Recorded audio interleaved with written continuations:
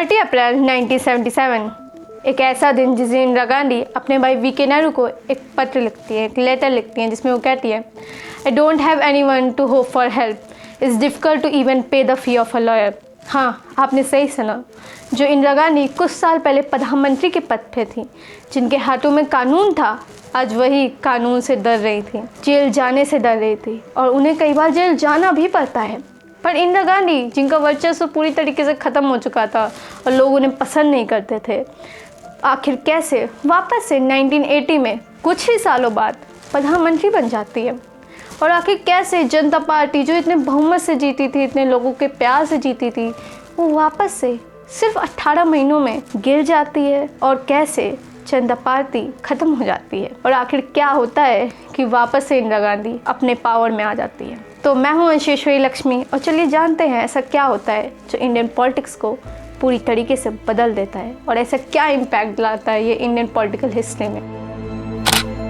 देश में एक शांतिपूर्ण क्रांति हुई है, लोकतंत्र अब सुरक्षित है। कि सामूहिक निर्णय का आदर करना आवश्यक है। इनके फैसले को मैं और मेरे सहयोगी पूरी तरह से और नम्रतापूर्वक स्वीकार करते हैं। इस सब को समझने के लिए हमें कुछ साल पहले जाना होगा, यानी 1975 में, जहां इंदिरा गांधी आपातकाल यानी इमरजेंसी लागू कर देती है। हाँ, वही इमरजेंसी जो एक काला धब्बा बन जाती है हमारे लोकतंत्र पे, जिसने लोगों के फंडामेंटल राइट्स छीन लिए थे और कोर्ट सिर्फ नाम के बचे थे। पर कुछ साल बाद ये काला धब्बा ख़त्म भी होता है, यानी इमरजेंसी ख़त्म होती है। इंदिरा गांधी जनवरी 1977 में डिक्लेयर करती हैं कि वो इमरजेंसी ख़त्म कर रही हैं और इलेक्शंस करा रही हैं, जो असल इलेक्शन 1976 में होने थे, पर क्योंकि इमरजेंसी आ गई थी तो अब 1978 में होने वाले थे। पर आखिर इंदिरा गांधी ने एक साल पहले इमरजेंसी क्यों कराया? इसका एक कारण बोला जाता है वर्ल्ड प्रेशर, और भी बहुत सारे कारण हैं, पर एक बहुत बड़ा कारण कहा जाता है कि पाकिस्तान में बढ़ता हुआ लोकतंत्र और जुल्फ़िकार अली भुट्टो का लोकतंत्र का साथ देना, जो कि कहीं ना कहीं इंडिया पर प्रेशर बना रहा था कि वो क्यों तानाशाही की ओर जा रहा है। इस डिक्लेरेशन के कुछ दिनों बाद ही सारे विपक्षी नेताओं को छोड़ दिया जाता है, रिहा कर दिया जाता है, और वो सारे मिलके एक पार्टी बनाते हैं, जनता पार्टी, जिसमें चरण सिंह की भारतीय लोकदल, जगजीवन राम की कांग्रेस फॉर डेमोक्रेसी, मोरारजी देसाई की कांग्रेस और जनसंघ सोशलिस्ट पार्टी और भी बहुत सारी विपक्षी पार्टी मिलकर जनता पार्टी बनाती हैं, जिनका एक ही एम होता है, एक ही लक्ष्य होता है, इंदिरा को सिंहासन से हटाना। चाहे जयप्रकाश नारायण एक स्लोगन भी देते हैं, सिंहासन खाली करो जनता आती है, और सिंहासन खाली हो भी जाता है। इंडियन पॉलिटिकल हिस्ट्री में पहली बार जनता पार्टी, जो कि एक नॉन कांग्रेस पार्टी थी, वो बहुत सारी बहुमत से लोकसभा इलेक्शन जीत जाती है। और जहां इंदिरा गांधी को लग रहा था कि वो लोकसभा इलेक्शन जीत जाएंगी, वहां वो अपनी खुद की रायबरेली की सीट और उनके बेटे अमेठी की सीट हार जाते हैं। और इंदिरा गांधी को एक बहुत बड़ा धक्का लगता है और साथ ही में जनता पार्टी की गवर्नमेंट बनती है। पर अब जनता पार्टी की गवर्नमेंट तो बन गई है, पर एक बहुत बड़ा क्वेश्चन उठता है कि आखिर अब प्रधानमंत्री कौन बनेगा? क्योंकि प्रधानमंत्री के उम्मीदवार बहुत थे। एक तरफ थे चरण सिंह, एक तरफ थे जगजीवन राम, एक तरफ थे मोरारजी देसाई और एक तरफ थे जयप्रकाश नारायण। पर आखिर में मोरारजी देसाई को चुना जाता है प्रधानमंत्री, क्योंकि चरण सिंह के पास बहुमत नहीं थी, जगजीवन राम ने खुद ही सबसे पहले इमरजेंसी का ऑफ़र दिया था और जयप्रकाश नारायण ने शुरुआत से ही कहा था कि वो पद के लिए नहीं काम करते हैं। और एक कैबिनेट बनती है, पहली नॉन कांग्रेस पार्टी की कैबिनेट बनती है, जहाँ पे मोरारजी देसाई प्रधानमंत्री बनते हैं, चरण सिंह गृह मंत्री बनते हैं, जगजीवन राम रक्षा मंत्री बनते हैं, अटल बिहारी वाजपेयी विदेश मंत्री बनते हैं, लाल कृष्ण आडवाणी प्रसारण मंत्री बनते हैं और जयप्रकाश नारायण एक स्वास्थ्य मंत्री बनते हैं। और इस सरकार के बनते ही उनका सबसे पहला काम होता है इमरजेंसी पे एक्शन लेना, और वो लेते भी हैं। जहाँ पे 7 अप्रैल 1977 को शाह कमीशन बनती है, जिसका काम होता है देखना कि इमरजेंसी में जो भी हुआ था क्या सही हुआ था, और आखिर इमरजेंसी जिस लिए भी हुई थी क्या वो सही हुई थी, और ये बनती है जस्टिस जयसी शाह के अंदर।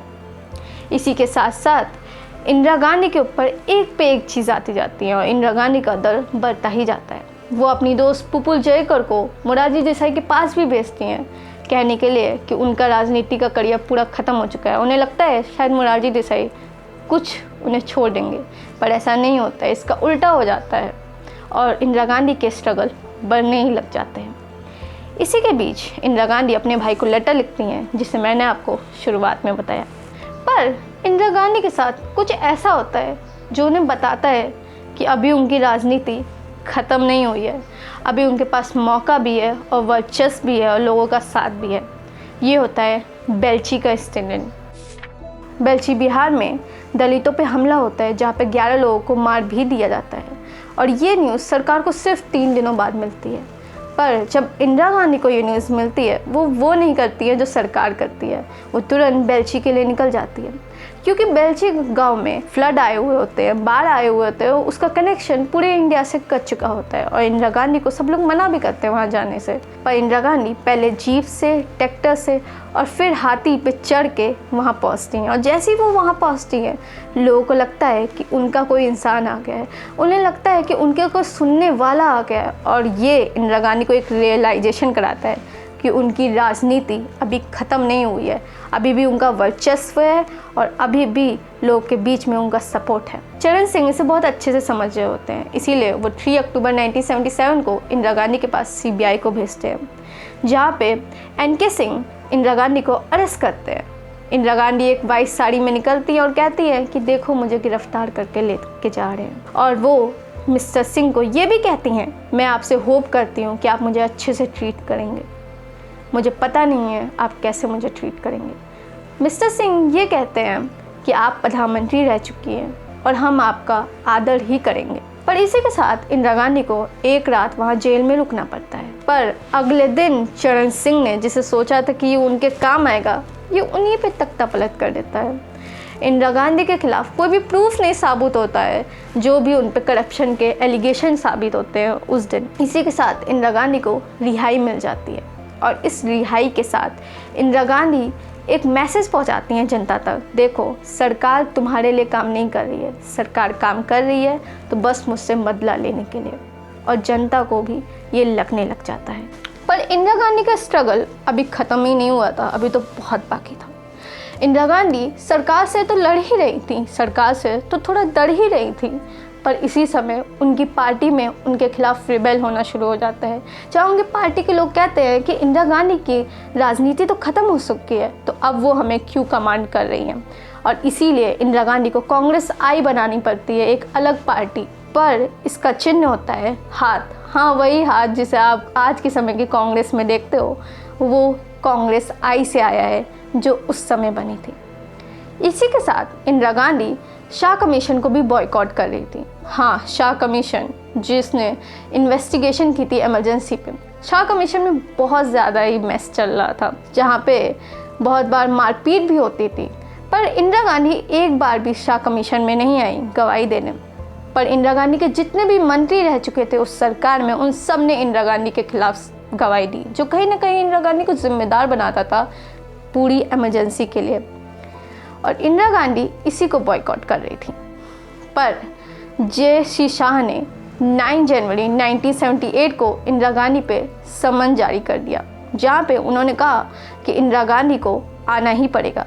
और फिर इंदिरा गांधी अगले दिन आती भी हैं, पर इंदिरा गांधी कोई भी स्टेटमेंट देने से मना कर देती हैं, जहाँ उनका कहना होता है कि ये जो मैंने वादा किया है, जो मैंने ओथ ली है सरकार के लिए, अपने देश के लिए, वो उसका उल्लंघन होगा, क्योंकि मुझे प्राइम मिनिस्टर की जितनी भी सीक्रेसी होगी, जितनी भी गुप्त बातें होंगी, वो बतानी पड़ेंगी, जो कहीं ना कहीं उल्लंघन करेगा हमारे संविधान का और मेरे ओथ का।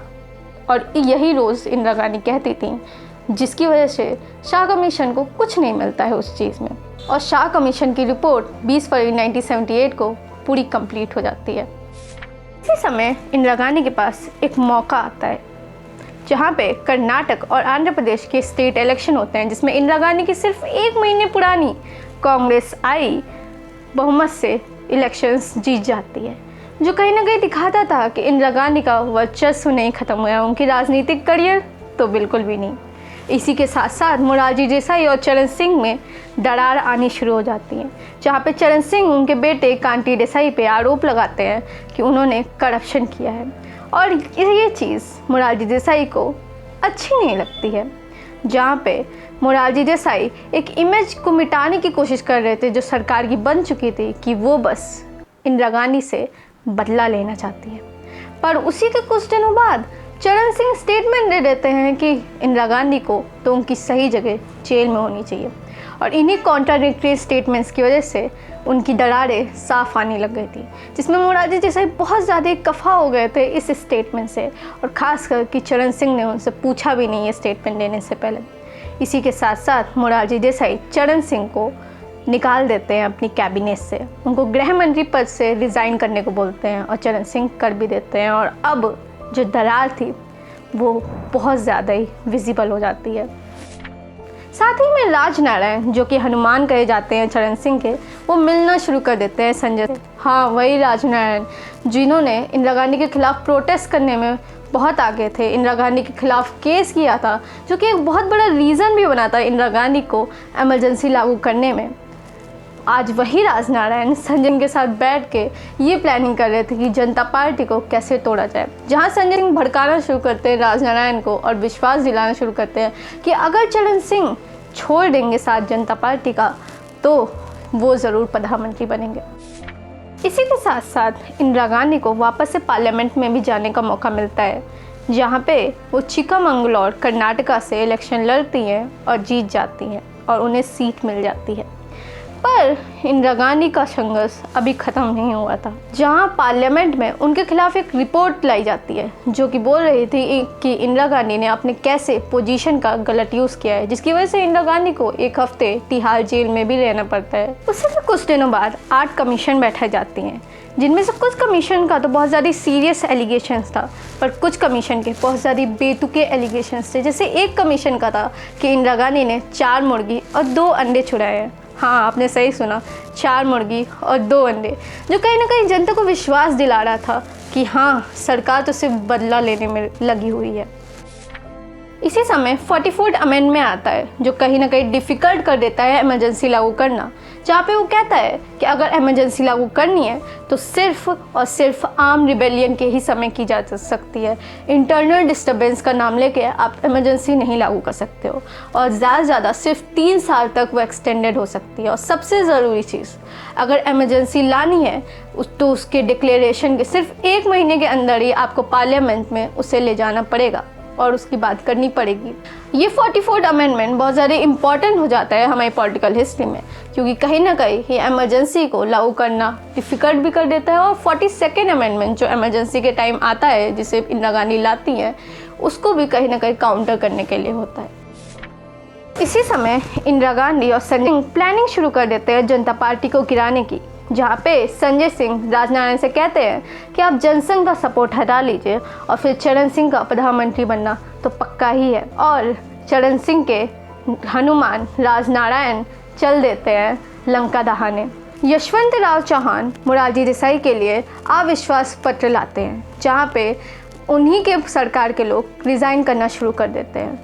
और ये रिज़ाइन करना बड़ी बात नहीं थी मोरारजी देसाई के लिए, पर उन्हें शौक तब लगता है जब उनके ही लोग रिज़ाइन करना शुरू कर देते हैं, खासकर जॉर्ज फर्नांडिस, जो उनके एक विश्वसनीय थे। और इसी समय जगजीवन राम अल्टीमेटम देते हैं मोरारजी देसाई को कि वो रिज़ाइन कर दे, और वो रिज़ाइन कर भी देते हैं और चरण सिंह प्रधानमंत्री बन जाते हैं। पर रुको, चरण सिंह प्रधानमंत्री बनते हैं सिर्फ 23 दिनों के लिए, क्योंकि ये इंदिरा गांधी की तो बस एक चाल थी इलेक्शंस कराने की, क्योंकि उन्हें पता था कि सरकार ने क्या किया है और जनता के सामने कैसी इमेज बन गई है उनकी। और इसीलिए चरण सिंह का सपोर्ट 23 दिनों बाद हटा लेती है कांग्रेस और इलेक्शंस फिर से होते हैं, जिसमें इंदिरा गांधी वापस से प्रधानमंत्री बनती हैं। और ये इलेक्शंस और ये 3 साल भले ही मामूली लगे, पर इंडियन पॉलिटिक्स में बहुत ज़्यादा इंपॉर्टेंस रखते हैं। दिखाते हैं कि कैसे एक नॉन कांग्रेस गवर्नमेंट आती है, और साथ में ये भी दिखाते हैं कि लोगों ने हमेशा लोकतंत्र को चुना है। 1977 में भले ही अपोजिशन उतना ताकतवर नहीं था, पर लोगों ने तब भी अपोजिशन को चुना क्योंकि उन्हें लोकतंत्र को चुनना था। और उसी के आगे हम ये भी देखते हैं कि कैसे इंदिरा गांधी ने अपनी चालाकी से अपनी इमेज बनाई और वापस से वो सत्ता में आ गई, पर इस बार और भी ज़्यादा पावर के साथ और भी ज़्यादा समझदारी के साथ। और ऐसे इंदिरा गांधी वापस से आई प्रधानमंत्री के पद पर।